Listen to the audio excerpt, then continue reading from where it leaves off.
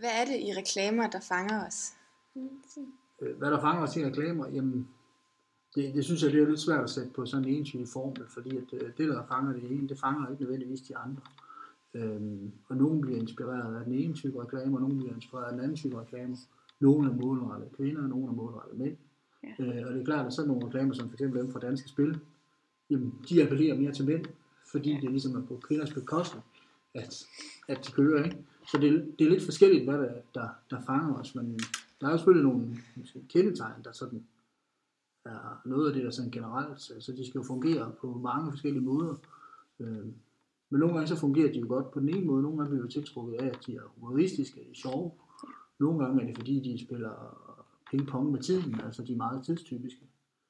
Nogle gange er det fordi, at de fortæller en god historie. Så jeg tror nærmest, det er kombinationen af alle mulige forskellige ting. Om de rammer tidsånden, om de har en god historie, om de har en god pointe, om de kan noget med sproget, om der er referencer til andre historier. Altså, der kan være mange forskellige ting. Og tit og ofte så er man klar over, at den her reklame, den er bare god, når man ser den. Ja. Og så er der andre, man synes, at den her, den er ikke vellykket. Og det kan være sådan forskellige årsager, der gør det. Men det er klart, at nu er jeg jo dansker, og jeg er jo ikke underviser jo ikke i markedskommunikation som visse andre. Men som dansker, der går jeg jo meget op i det, der hedder narrativitet, altså fortælling. Er der en god fortælling, er der en god historie? Er der noget med det, vi kalder for, der er et eller andet sprog? Er der noget dobbelttydighed, noget sproglige ting, der er værd at tage fat i en reklame? Er der noget æstetisk? Ved I, hvad æstetik er? Ja, sådan helt. Æstetik, det handler sådan om, hvad man siger, er der noget, hvordan er det visuelt? Ser det visuelt ud? Er det skønne billeder? Er det lækre billeder? Ja. I kender måske nogle af de reklamer fra dansk landbrug. Har I set de der meget, meget flotte produktioner? Ikke? Altså man kan se, at der er bare kæle for tingene her. Ikke? Ja. Og billedsiden ligner jo nærmest en spillefilm. Ja. Og der er altså virkelig kæle for æstetikken. Ja. Og derfor kan man sige, der er det både en god historie, men så er der også en rigtig god æstetik i reklamen. Ikke? Altså den er simpelthen flot visuelt, og den er flot produceret. Og tydeligvis også en dyr produceret reklame. Ja. Så det er svært at sige, hvad det er, der er det gode. Og så omvendt, så er der jo reklamer, som bestemt ikke har noget som helst æstetisk over sig, men også er meget velfungerende. Ja. Det er sådan en reklame, som faktisk det tager kun 5 minutter. Ja. Jamen, hvis der er en ting, der ikke er fokus på, ikke, så er det æstetik. Altså, der er et kamera, eller måske endda 2 kameravinkler. That's it. Ja. Og så er der bip, bip, bip, ikke, ved en kasse, og så tager det kun 5 minutter. Men selve ideen til det tager kun 5 minutter. Det er jo det der, den spiller på sproget, ikke? Og den spiller sådan, det man får de der med figurer konnotationer. Altså man får, de har nogle medbetydninger, ikke? Altså det spekulerer det, når et eller andet noget seksuelt, eller et eller andet, det tager kun 5 minutter. Men det er jo, og 5 minutter at handle, ikke? Men vi vil så gerne have, at det bliver lidt længere, ikke? Og så laver de alt det her fis med sådan nogle meget humoristiske ting, de sidder og læser nummeren op på stregkoden, eller et eller andet, ikke? Ja. Så det, der fungerer i en reklame, det er noget helt andet, der fungerer i en anden. Og det er jo også det, jeg synes, der er fedt ved reklamer, det er, at de kan være spændende på forskellige måder. Ja. Så er der jo mange folk, der er dybt imod reklamer og synes, det er spild af tid, men de bliver alligevel fristet til at se dem. Ja. Hvorfor, hvad er det, der fanger os der? Altså, siden vi ser dem. Jamen, du siger, at mange er imod reklamer. Altså, de synes, det er spild af tid. Ja, fordi der er forskel på, om man synes, det er spild af tid, og så er man dybt imod dem. Altså, der er ikke nogen, der er ikke ret mange, der er sådan noget mod reklamer som sådan. Man synes bare, det er, man er lidt ligeglad med dem, og man vil gerne have dem lige overstået. Ja. Og det kommer også lidt an på, hvordan det er, og hvorfor en sammenhæng det er i. For nu er I jo unge, og I har været vant til reklamer hele jeres liv. Og der er stor forskel på sådan nogen som jeg, der er vant til reklamer, og nogle tidligere generationer, hvor, altså det er jo ikke mere end 25 år siden, man begyndte at sætte tv-reklamer i Danmark, ikke? Altså det var med Monopolets fald, og TV2 begyndte, ikke? Før det var der ikke noget, der hed tv-reklamer. Og det vil sige, i starten, der mange folk, de synes simpelthen, det var spændende med reklamer, ikke? Det var nyt, og det var anderledes. Så den ældre generation har sådan et lidt andet forhold til reklamer. Og I er også blevet meget mere medievante. I kender det, der hedder præmissen. I er meget, meget mere bevidste om det her forhold mellem afsender og modtager. Altså I ved, der er nogle afsender, nogle virksomheder, som ønsker at pådutte jer en eller anden produkt. Og det vil sige, at I bliver sådan lidt ligeglade med dem, fordi I kender konteksten, I kender præmissen, I kender kommunikationsforholdet. De vil gerne manipulere os, de vil gerne have os til at købe deres produkt. Og det vil sige, at I på en eller anden måde allerede på forhånd siger, nej, det er vi ikke interesseret i det her produkt. Altså I sætter indirekte nogle parader op, og I lader jer ikke manipulere på samme måde, som man gjorde tidligere. Hvor tidligere, der blev man meget, meget manipuleret, fordi det er godt nok spændende, og man blev kommet helt ind i det her univers. Men I tager reklamen på det, det er.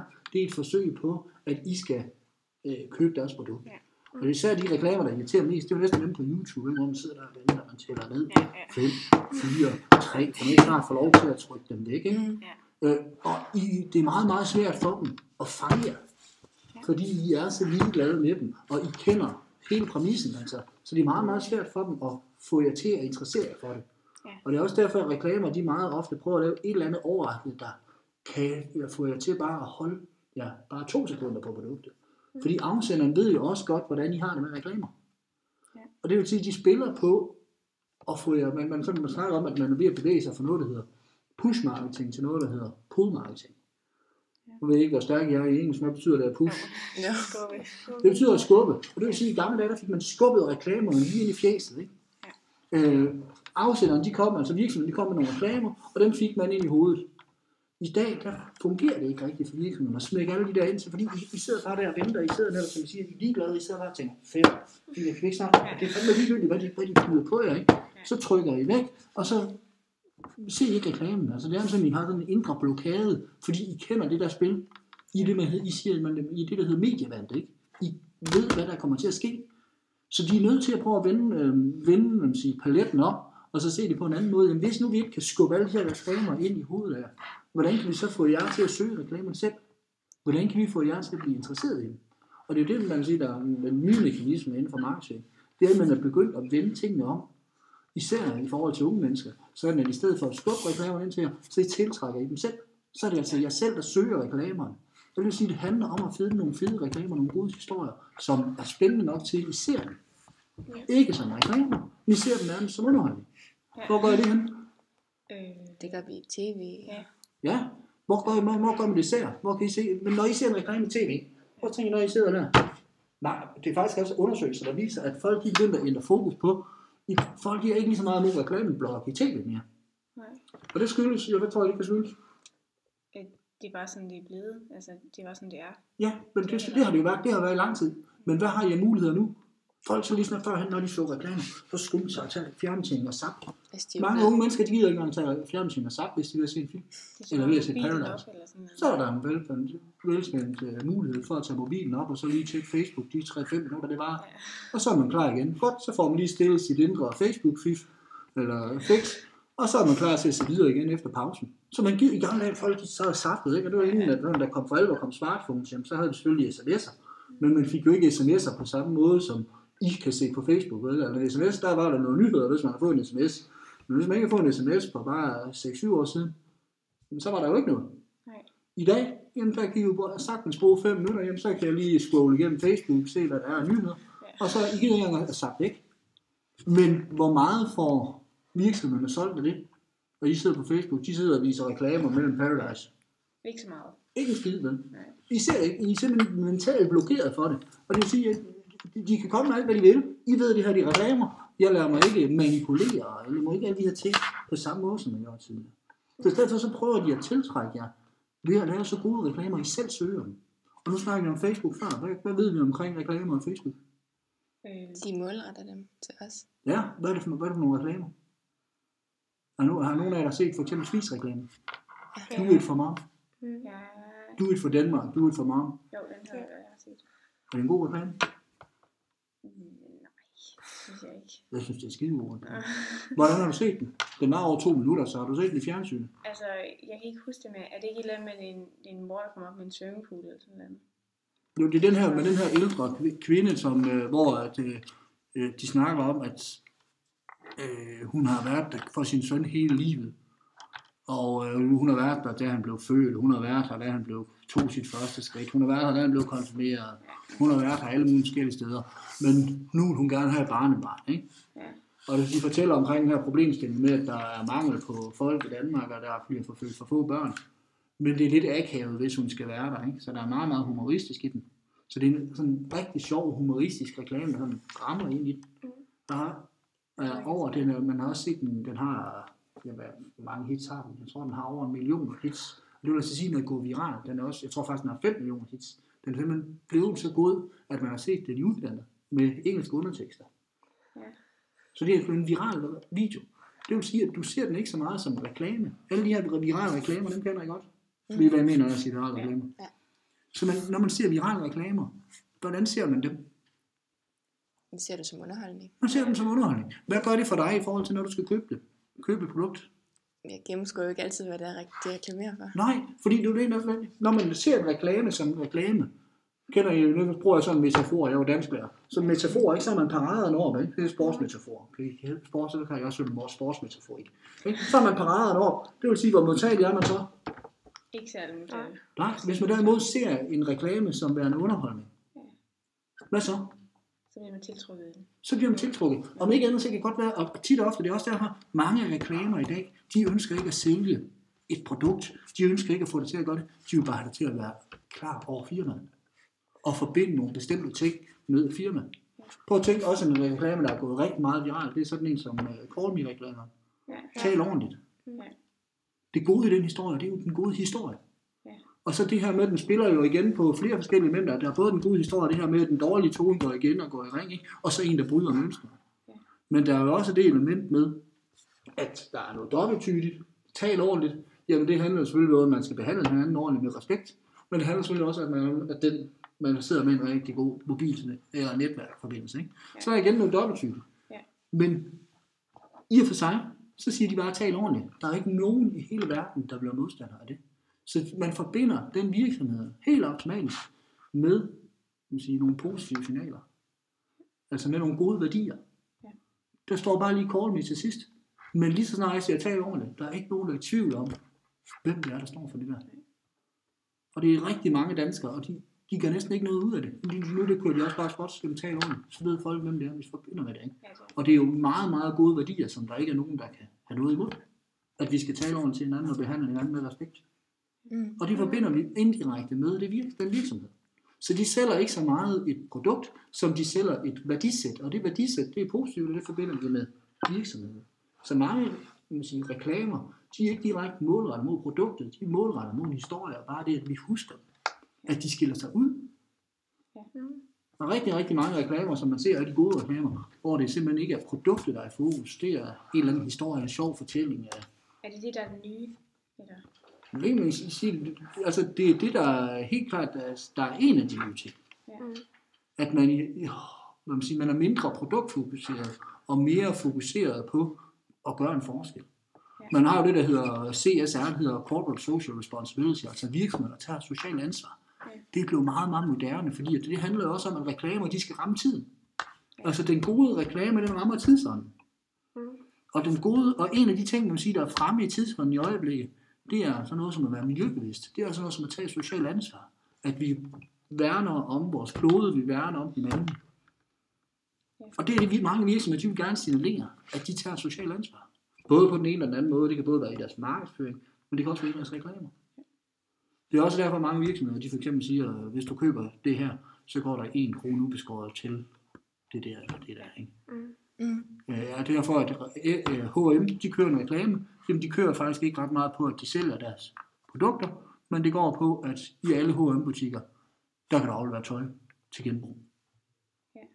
Og i og for sig, så tjener H&M jo ikke penge ved at aflevere tøj til genbrug. Tværtimod, det bruger de penge på at få sendt det videre og få sendt det andet. Men det giver bare folk med et positivt billede af H&M som virksomhed. Det vil sige, at vi forbinder, de sælger ikke så meget H&M's tøj, de sælger H&M som et værdisæt, som et brand. Og bliver der mere og mere fokus på det der med, at man siger, at man rammer tiden og tidsånden, det er altså, at virksomheder skal tage et socialt ansvar. At alle skal værne om kloden, alle skal være med til at løse. Det kunne også være noget med flygtningekriser, eller hvad det kunne være. Så mange reklamer, det handler altså om, at de skal ramme tidsånden, og tidsånden ikke må ramme på mange måder.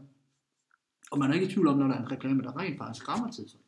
Nu er det den der før man spis, jamen den bliver indledt med, at de starter om, at der bliver forfødt for få børn.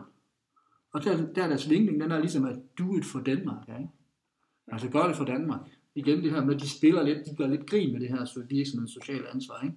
De vil gerne sælge rejser, men de lægger nærmest ud som, at man skal gøre det for sin mor, og man skal gøre det for Danmark. Ikke? Og det er jo et aktuelt problem, at der rent faktisk bliver født for få børn i Danmark. Og så de lægger op til sådan meget humoristisk, at hvis nu, at de køber vores produkter, så støtter I ikke bare jeres mor, så er I faktisk med til at gøre samfundet en tjeneste. Ikke? Ja. Og det er jo også CSR.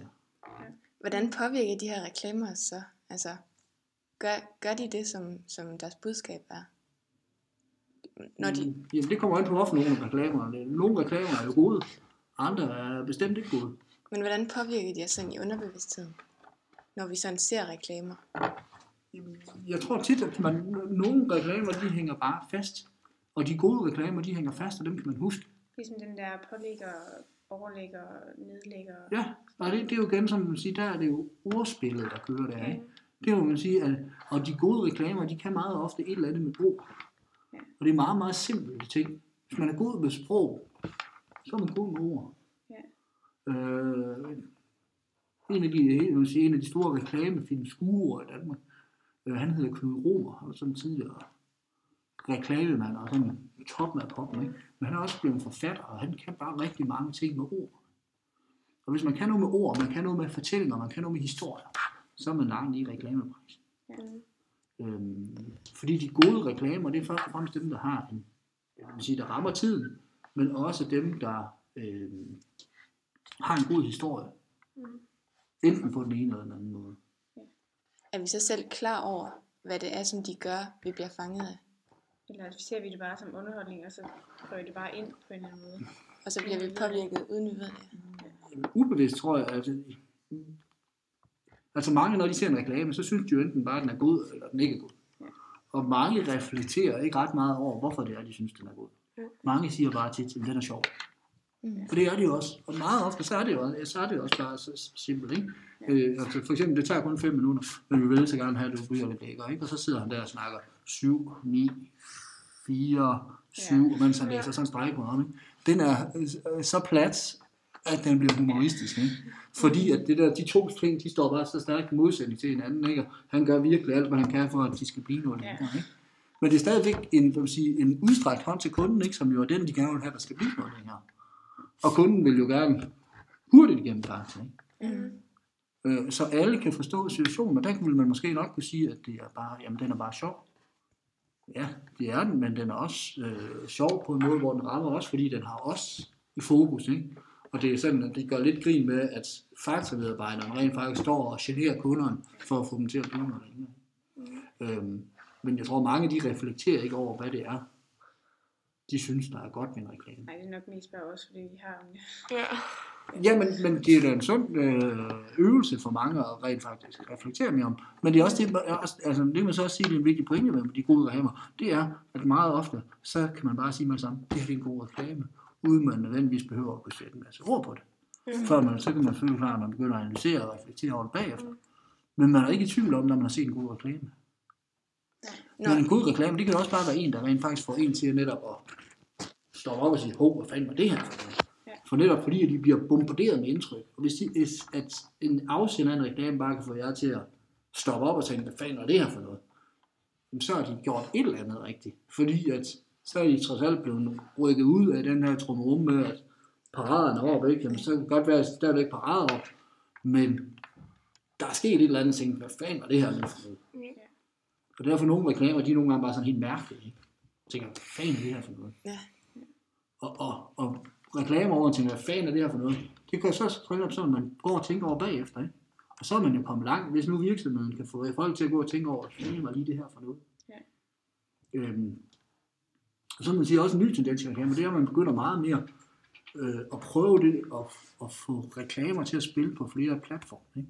Nu snakker vi før om det her med viralt. Og man prøver altså utrolig meget at få folk over fra tv-mediet og så over alle mulige andre steder. For eksempel CHM, nu snakker vi også om det før, ikke? Så vi snakker om, jamen de vil gerne have, at du skal tage dit tøj med dig ind, og så står der, så siger de tit, at man kan gå og se mere inde på vores hjemmeside. I giver også den film med David Beckham, kender I den? HM-film med David Beckham? Ja, jeg tror, jeg har set. Jeg har ikke set den. Nå, men den kører i fjernsyn, ikke? Det er så en forkortet version, hvor den bare, den er en eller anden sort stand-up, og der også er ved. Den var 25 sekunder, som normal tv-reklame gør. Men pointen i den, det er stort set, at man tænker, at der sker ikke rigtig noget i den reklame. Men så er deres pointe at se hele filmen på hm.com. Så vil de gerne flytte en fra fjernsynsmediet over og se, okay, det er ikke ham den lækre, og så ham den sjove mørke, og så ind på deres hjemmeside og se det. Ja. Altså prøve at rykke folk hen til et medium, hvor de virkelig, fordi lige så snart I går ind på hm.com, så er I altså ved at være fanget, ikke? Ja. Men det er også det kendte personer kan gøre, at få folk til at blive fanget. Og så kendiseffekten, ikke? Ja. Det er jo klart, at hvis det ikke havde været David Beckham, og ham den anden, hvis navn jeg ikke kan huske, som vi sikkert kender, så har den aldrig nogensinde gøre, fordi at reklamen i sig selv er ikke særlig god. Men den har bare en der celebrity appeal, ikke? Og det er klart, at kendisser gør meget i reklamer. Fordi, altså, vi har jo snakket om, at når vi ser en kendis, så kigger vi lige lidt ekstra med og sådan noget. Ja, og kendiseffekten er jo vigtig. Den virker. Men jeg synes, at den virker. Men når jeg tænker tilbage på mange gode reklamer, ikke bare mange gode reklamer, som sådan synes, der har kendt dem. Nej, og hvis de er gode reklamer, så er det ikke, fordi de har kendt det med. Så er det.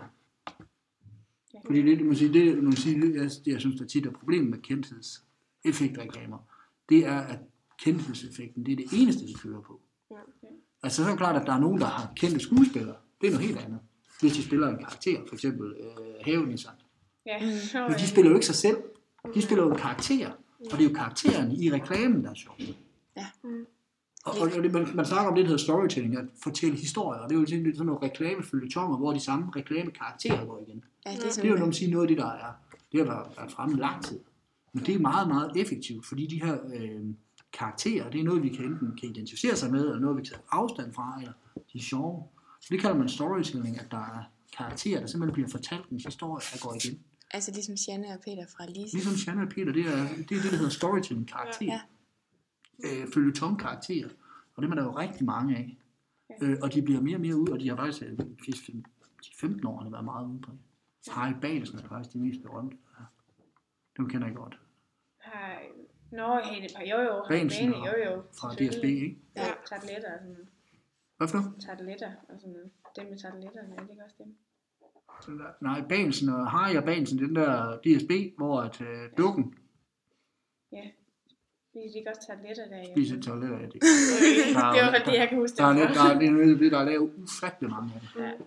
Ja. Kim, Jørgen, er også en meget typisk reklameføljetonskarakter. Og det er fordi, at så allerede når vi ser Kim-karakter, eller Jørgen-karakter, så har de formået at opbygge ham som et brand. Det vil sige, når vi ser ham, så forbinder vi med det samme hans ansigt med produktet Kims. Det vil sige, så er der rigtig mange ting, de ikke behøver at gå opmærksom på. Så kan de netop køre videre på hans karakter, fordi vi har lavet nogle tankebilleder, der forbinder ham som karakter med et produkt. Så de behøver slet ikke at gøre så meget ud af produktet, fordi det handler bare om, at vi skal fastholde ham som karakter. Igen, fordi når vi fokuserer på, at han er skide sjov, og der bliver lagt mindre vægt på produktet, jamen, så lægger vi mærke til ham som, så lægger vi mærke på den sjove historie. Og der er fandme også sjov, og han gjorde sådan og sådan. Men hele tiden har vi baghovedet. Jørgen, lige med Kims, ikke? Det ligger dybt inde bag i os, ikke? Altså helt ubevidst. For associere, jeg kender det jo at associere. Der forbinder vi og associerer Jørgen med Kims produkter. Så når vi tænker Jørgen, så tænker vi helt automatisk. Og det er fordi, man simpelthen har opbygget en genkendelighed hos publikum. Og det er derfor, at man siger, at storytelling, karakterer og reklameføljetonger, de er så effektive. Det er, at man kan blive ved med at bygge videre på læserens, modtagerens forforståelse. Når vi så ser de her reklamer, de ligesom målretter til os, så vi gerne vil se dem, at vi ikke skubber dem væk, men vi vælger selv at se dem. Ser vi så altid sandheden om produktet, de ligesom viser? Nej, vi ser den sandhed, som de vil vise os. Og tit og ofte, så er det jo ikke, som jeg sagde før, så er det sandheden om produktet, den vil de ikke engang vise. Altså de vil bare call me, jamen, hvad er sandheden om det produkt? Jamen det er jo slet ikke fokus. Det handler om, at du skal tale ordentligt. Ikke? Så kommer de måske nogle gange lige til sidst med, hvad et eller andet slagtilbud de har. Men i princippet, så vil de sælge et værdisæt. Så vil de sælge et mindset. De vil sælge en måde at behandle hinanden på. Og det er så indirekte det her med, at vi forbinder det her med at tale ordentligt med dem som produkt, dem som virksomhed. Så det er bestemt ikke altid, at man ser hele produktet. Mange gange så er det bliver nemlig skjult. Ja. Det er det også i virale reklamer. Ja. Nogle virale reklamer, der er det jo direkte, der ved man ikke engang, hvad der bliver reklameret for. Der laver man simpelthen sådan nogle... kender I for eksempel den reklame med Roger Federer? Det er ikke engang sikkert. Kender I den reklame, hvor der er sådan en trickshot-reklame? Nej.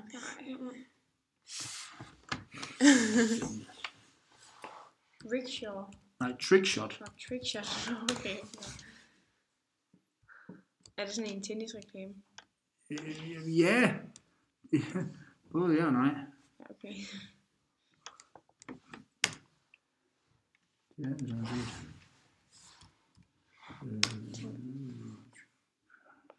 Den er det selv fra.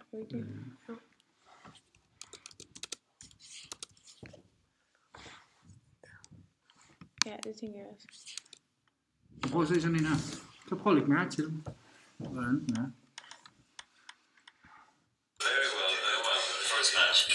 Og nu snakker jeg det der om æstetikken før, ikke?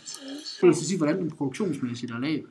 Så prøv at lægge mærke til, hvordan den her produktionsmæssigt er lavet. Det er sådan lavet med sådan en håndholdt kamera, nærmest med en mobiltelefon. Fuldstændig amatøræstetik, ikke? Og det er altså fuldstændig bevidst. Og man tænker, hvad er det her for noget, ikke? Og de står bare og snakker,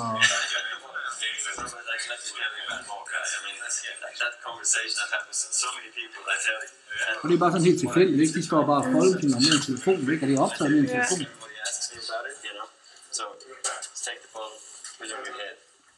Det er bare helt tilfældigt, at han lige optager en samtale, ikke i en pause. Der. I kan se, at han har været til nogle reklame eller et eller andet, ikke? Der sidder nogle professionelle folk.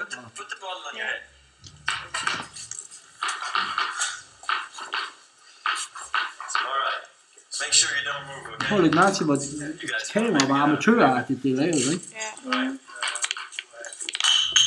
Så taler han Altså, er det en officiel reklame for... Det er nemlig ikke en officiel reklame. Der er mange, der ikke engang... Altså, det der pointe, det er, at folk, de ikke engang ved, at det her, det er en reklame.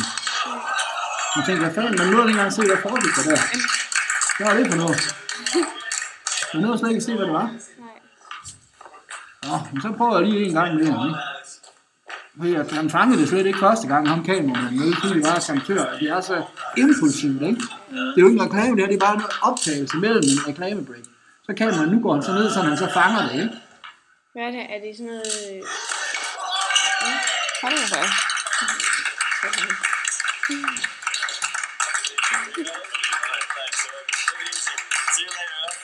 See you later, right? Og så går han.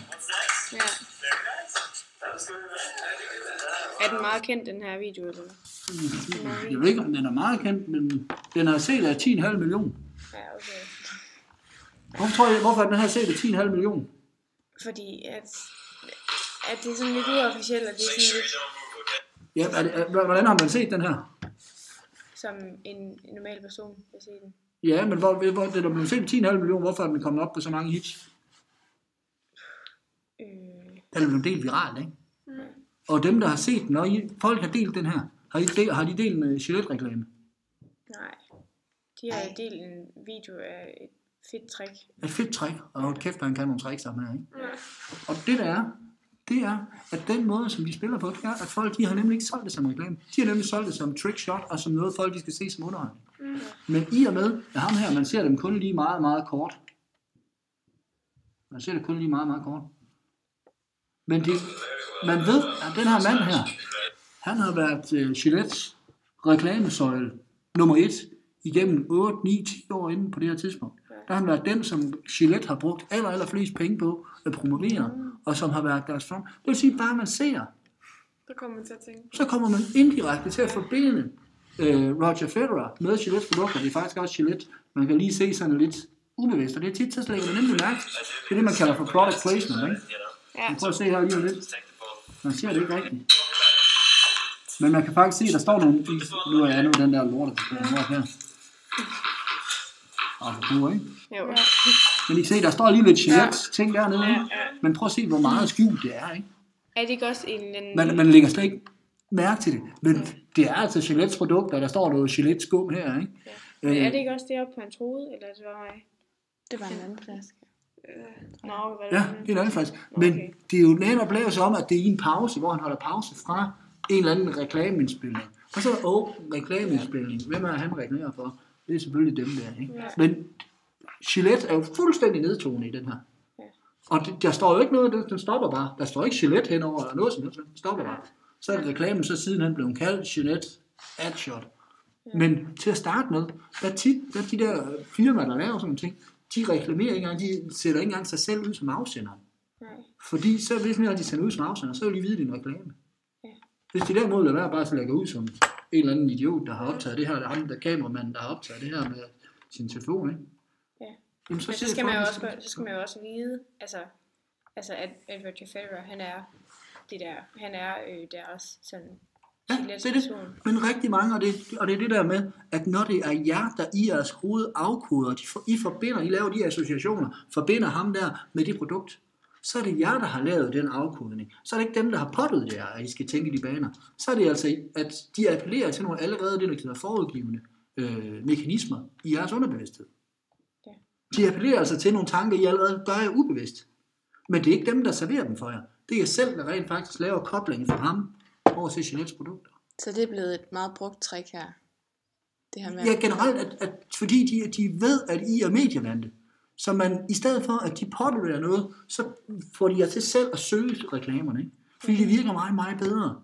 Fordi at man har netop parader nede, man er modtagelig på en helt anden måde, hvis man ser noget som værende underholdning, i stedet for hvis man ser noget som værende en reklame. Og det er den der pull-effekt. Det er den der pull-effekt. Fordi at når man ser noget som værende en reklame, så ved man, så vil de her, de vil sælge mig noget. De her, de vil manipulere mig til at købe noget, jeg i bund og grund ikke har brug for. De vil skabe et eller andet behov hos mig, som jeg i bund og grund ikke har. Her der er sgu ikke nogen, der vil skabe noget behov. De vil bare vise et trickshot. Ja. Og man må sige, det er fedt skud. Ja. Og han kan gøre 2 gange, ikke? Og han kan sikkert også gøre 5 gange mere. Ikke? Ja. Det har man i hvert fald indtryk af, ikke? Og han ryster altså ikke på hånden, når han lever det. Og så noget af det fede ved det. I kender måske også, den er endnu mere kendt. Det er så nogen, som kender i den der Van Damme-reklame. Van Damme-reklame. Nej, jeg tror ikke. Epic Split. Nej, det var ikke det der. Ved I, hvem Van Damme er? Det gør jeg ikke. Nej. Men det er sådan også sådan en viral reklame. Den er set af 80-90 millioner eller sådan noget, hvor han står en mand, der står op mellem 2 lastbiler. Nej, jeg tror ikke, jeg har set den.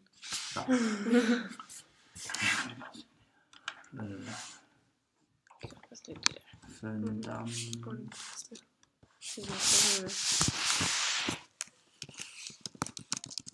Det er 82,2 millioner afspillere. Så er man eddermame godt nok ramt mig, ikke? Og den er altså meget billig, for den er aldrig nogensinde blevet vist i tv. Der er 82 millioner, der frivilligt har gået og set den her. Ja. Det er eddermame mange. Ja. Og det er jo sådan et eksempel på, hvordan en reklame virkelig kan være fed.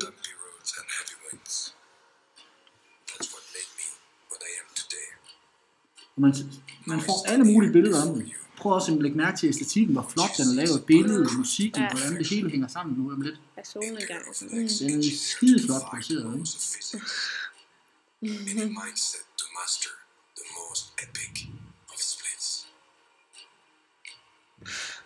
Så produktionsteknisk er den jo virkelig, virkelig flot lavet. Ej, hvad sker nu? Og det er fordi ham Van Damme, han er sådan en gammel karate kung fu filmmand, som var kendt for at lave de der splits alle steder og sådan noget, ikke? Altså er det ægte? Og det er sådan netop det, du sidder og tænker, er det ægte? Ja. Så sidder du allerede efter du er færdig og snakker videre om, er det her ægte, eller er det falsk, eller er det fake, eller har de opnået noget, bare du sidder og tænker de tanker? Ja. De får sindssygt meget opmærksomhed, sådan nogle dødssyge Volvo-lastbiler, altså. Der er 83 millioner, der har set reklamer for Volvos lastbil. Ja. På grund af, at de har Van Damme og det der split, ikke? Ja. Og den er jo rigtig flot produceret. Men det er jo ikke dyr reklame, den der. De har selvfølgelig givet Van Damme nogle penge, men han er altså en gammel afdanket skuespil. Han gør mange ting gratis, tror jeg, mere eller mindre ham der, ikke? Han har måske fået et par 100.000, så er han glad, ikke? Han er altså ikke nogen stor stjerne mere, på nogen måde. Men han er kendt hos rigtig mange. Altså dengang jeg var ung, alle kendte Van Damme og hans splits, ikke? Ja. Men man sidder der og tænker, er det her fake, eller er det ikke fake? Ja. Og så får den sådan et liv bagefter. I vil også kunne se nogen, og så er der lavet rigtig mange, I kender selv memes, ikke? Ja. Så er der lavet rigtig mange memes på baggrund af den, ikke? Så er der sådan nogen, hvor så prutter han op. Så er der lagt pruttelyd og alt muligt ind, som også bliver delt. Og den får sådan et liv helt vildt mange efter. Og så laver man, så er der alle mulige andre, der sidder og laver splits, hvor de så kopierer et andet hoved ind. Så er det, hvad ved jeg, Angela Merkel, der står mellem de der to, ikke? Og, altså, hvor den har fået virkelig meget liv efterfølgende, ikke? Og den er blevet viral. Kæmpe hit, den der, ikke? Så uden vi er klar over det, så reklamerer de jo stadig for det. Vi ser jo de 2 lastbiler her, ikke? Ja. Og folk, der ved noget om lastbiler, jamen de ser trods alt 2 Volvo-lastbiler. Ja. Og det er den, godt nok meget skjult, at det er Volvo. Vi ser bare 2 lastbiler. Ja. Men det er jo sådan set 2 Volvo-lastbiler, vi ser, ikke? Og det påvirker jo os, uden vi ved det. Det påvirker os, fordi vi ser bare en underholdning. Ja. Vi ser ikke en reklame, vi ser bare god underholdning. Og uanset hvordan man er, så er det jo en flot reklame, ikke? Ja. Og det er en god reklame. Vurderer du, det er okay? Er det godt, at de kan påvirke os, uden vi ved det? Eller, altså, er det i orden? Det er jeg ikke noget. Nej, okay. Altså, jeg kan jo, hvis folk de ikke vil se sig noget, så kan de bare lade være. Ja. Altså, det er jo, hvad man siger, det er jo jer, der deler det viralt. Jeg deler sgu ikke nogen reklamer viralt med nogen. Det er unge mennesker, der deler reklamer viralt. Og hvis nu man selv, hvis man synes, det er et problem, jamen, så skal man sgu ikke være på Facebook. Eller så skal man lade være med at se de reklamer, som andre de linker op til en. Og det er jo også det, at I ser det jo, når andre de linker op til en, så ser I det jo ikke bare som en reklame. I ser det som en reklame, som andre synes er så god, at jeg kan se den, ikke? Ja.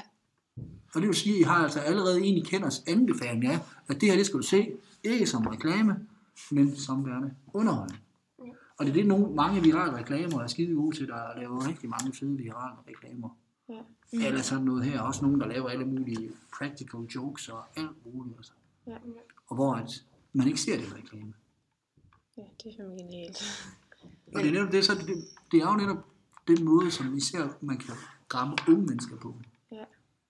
Det er klart, at unge mennesker måske ikke helt målgruppen til den her. Nej, det er men der er rigtig mange, der har set det. Ja. Ved du meget om sådan reklamer gennem tiden-agtigt? Fordi, ved du så, hvad der sådan er sket? I før i tiden, der var det meget sådan noget med kvindeundertrykkelse og sådan noget. Og nu der er det lidt mere sådan, du siger, det der med, at vi ikke ved, at det er en reklame. Det har haft betydning for reklamens udformning. Jamen mange gange, så skal reklamen jo netop ramme tiden. Ja. Altså reklamer kan ses som et produkt eller samtid. Som noget, der afspejler samtiden. Både kulturelt, økonomisk, æstetisk, på alle mulige forskellige parametre. Værdimæssigt, holdningsmæssigt, kønsmæssigt. Ja. Det er også derfor, man ser, for eksempel i 60'erne, ser man mange af de i Danmark, mange reklamer, der sådan hylder billedet af husmoren, ikke?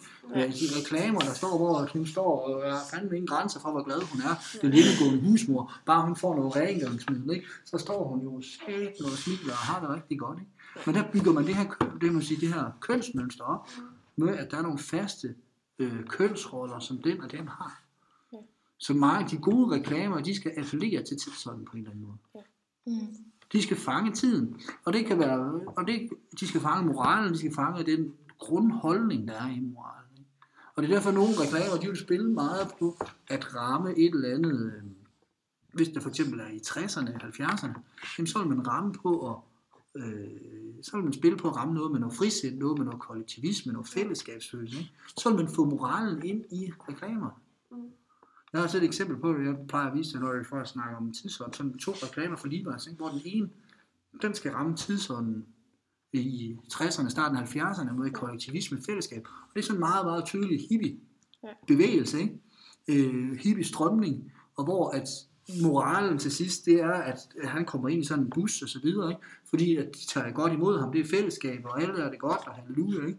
Og bussen går i stå, og så skal de alle sammen ud. Og forudsætning for, at de får den her bus til at køre igen, det er selvfølgelig, at alle bidrager. Ikke? Det vil sige, at alle står ud af bussen, alle skubber. Ikke? Fordi så hylder man netop fællesskab, man hylder kollektivismen, man hylder tidsånden. Ikke? Og det er noget, alle kan associere med. På det tidspunkt, ikke, der virker det bare at komme med en reklame, hvor moralen er, hvis vi står sammen, og vi er mange, så kan vi klare alt. Men sådan en reklame på et tidspunkt, hvor alle tænker på sig selv, og der er meget individualisme, Så en reklame vil falde til jorden, så tænker jeg, hvad fanden er det for noget hip-pis, det her, ikke? Fordi der vil man ikke kunne lide moralen. Man kan sige, moralen, den strider mod den tidsånd, der er i samfundet.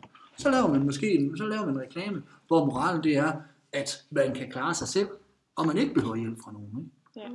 Så man skal ramme den tidsånd på en eller anden måde. Eller så skal man i hvert fald spille pingpong med tidsånd, så man ved, at det her det i hvert fald ikke er tidsmæssigt. Ja. Det er jo også nogen, der gør til kitsch-reklamer. Jeg kender jo kitsch. Ja. Ja, sådan, ja. Hvis en reklame, den er kitsch, så er den sådan helt skæv anderledes. Ja. Så gør den grin med samfundet, tidsånden på en eller anden måde, ikke? Ja. Hvor der er sådan tydelige paralleller til en anden tid. Ja. Men det er jo for at sige at spille pingpong med tiden igen, for at vi bliver vidst om, at det vi lever altså i en anden tid. Ja. Det kan man også gøre teknisk, altså hvor man laver reklame, som man ville have gjort det i 60'erne måske, eller undskyld, som i måske en stumfilmsreklame, som nærmest sådan en Charlie Chaplin-reklame. Det kunne man jo sagtens finde på at lave i dag. Men så ved man jo godt, hvis I ser en reklame, der er lavet på samme måde som Charlie Chaplin, så ved I godt, at det er deres bevidste valg. At de vil have den til at ligne noget, der foregik dengang. Ikke? Ja. Men det kan da være en god pointe med, for det der får skilt sig ud på. Ja. Var det egentlig ikke det? Jo. Er der noget, som du synes, som vi skal vide, er vigtigt, at vi ved? Sådan? Nej, men i forhold til det der med det der tidsånd, der er, nu ved jeg ikke, hvor meget tid jeg har, men der er en bog, hvis nu det er et eller andet med, I har et eller andet med samfund, og hvordan reklame spiller sammen med samfundet. En bog, der hedder Reklames århundrede, som skal have en, der hedder Asger Liebst. Ja, den har vi faktisk. Ja. Der vil I kunne finde mange, sådan, hvor tingene spiller pingpong med tid. Okay. Ja. Og den er god. Tusind tak for det. Ja, mange tak. Det var meget veluddybende svar.